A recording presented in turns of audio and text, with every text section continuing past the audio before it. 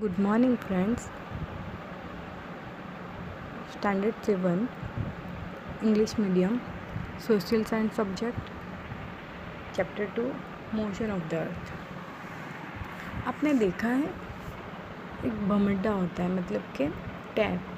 वो क्या होता है, अपने धरी पर गोल घूमता है। वैसे ही हमारी पृथ्वी भी अपनी धरी पर गोल घूमती है। आपने देखा है ना टॉप, जो हम रस्सी से गोल फिराते हैं, जिसे वो टॉप अपने बीच का जो मध्य भाग होता है उसके ऊपर रोटेशन में गोल गोल घूमता है। तो ऐसे ही हमारी पृथ्वी भी रोटेशन में गोल गोल घूमती है। Like other celestial bodies the earth also move in the two ways. जैसे दूसरे सारे टॉप्स हैं, फेड्स में व्हील्स है, फेरीज व्हील, वो जिस तरीके से घूमते हैं अपने एक्सिस पर, वैसे ही हमारा अर्थ भी राउंड रोटेशन में घूमता है। The earth also move in the two way rotation and revolution. The earth rotates on its own axis. वो अपनी धरी पर राउंड में फिरता है। And also revolves around the sun. और साथ साथ में अपनी धरी पर तो फिरता ही है, और उसके साथ साथ में सन के भी आजू बाजू गोल गोल अपनी पृथ्वी घूमती है। The moon and the earth are constantly in motion.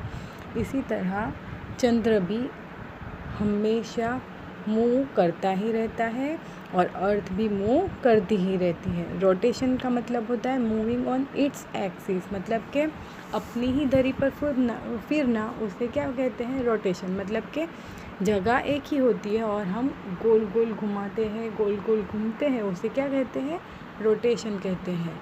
और रिवॉल्यूशन किसे कहते हैं, revolving around the sun. Revolving around the sun मतलब कि सन बीच में होगा, मध्य भाग में होगा, और आप उसके आजू बाजू घूमोगे, जैसे कि पृथ्वी घूमती है, तो उसे क्या कहोगे आप, रिवॉल्यूशन कहोगे। तो हमारी जो अर्थ है वो रोटेशन भी करती है और रिवॉल्यूशन भी करती है।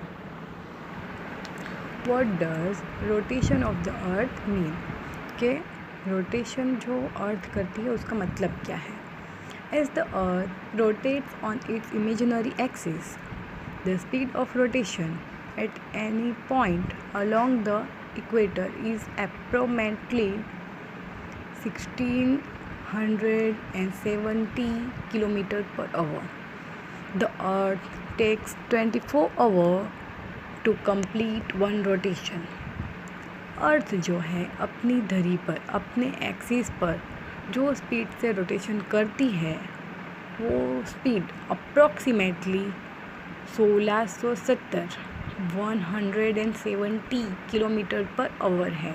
1670 किलोमीटर पर आवर है।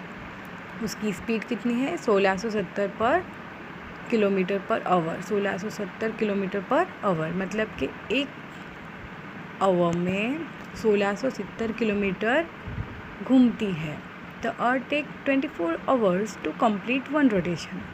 और पूरा रोटेशन कंप्लीट करने में उसे कितना टाइम लगता है, 24 आवर्स, मतलब के 24 घंटे लगते हैं।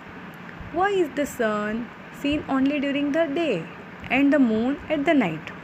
आपको क्वेश्चन आता होगा कि हमें 24 घंटे में 12 घंटा जो है वो सन दिखता है और 12 घंटा नाइट दिखती है, मतलब कि मून दिखता है।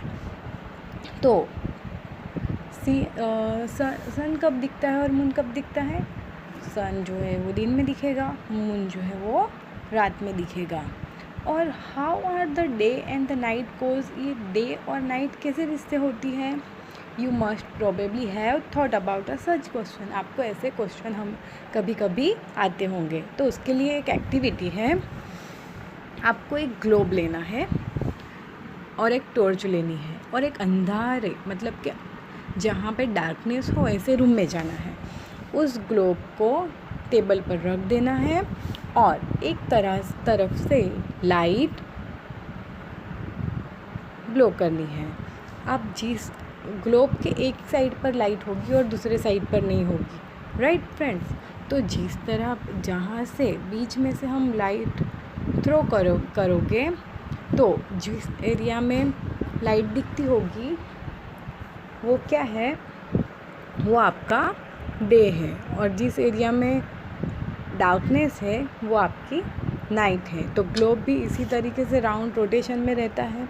जैसे रोटेशन होता रहता है वैसे डे और नाइट और होती रहती है। इसी तरह 24 आवर में से 12 आवर्स हमें दिन और 12 आवर हमें रात के मिलते हैं। और जैसे प्रकाश मतलब कि जैसे लाइट हमें मिलेगी वैसे वैसे दिन होगा। मतलब कि जैसे कि हम देखेंगे ग्लोब में इंडिया की तरफ अगर जो लाइट है तो उसके ऑपोजिट डायरेक्शन में अंधेरा है। तो तब यहाँ जहाँ पे फोकस मतलब कि यहाँ पे टॉर्च को आपको क्या इमेजिन करना है, सन को, और जो हमारा ग्लोब है वो हमें हमारा अर्थ को इमेजिन करना है। तो जिस एरिया में ग्लोब के जिस एरिया में हमने टॉर्च जलाई है उस एरिया में डे होगा। तो वैसे ही जैसे सन सामने होगा और अर्थ का जो हिस्सा सन के डायरेक्ट कांटेक्ट में आएगा उस एरिया में डेज होंगे, मतलब कि उस एरिया में दिन होगा। और जिस एरिया में डायरेक्ट नहीं मगर उसके पीछे का भाग, पृथ्वी के पीछे का भाग आएगा, वहाँ पे रात होगी।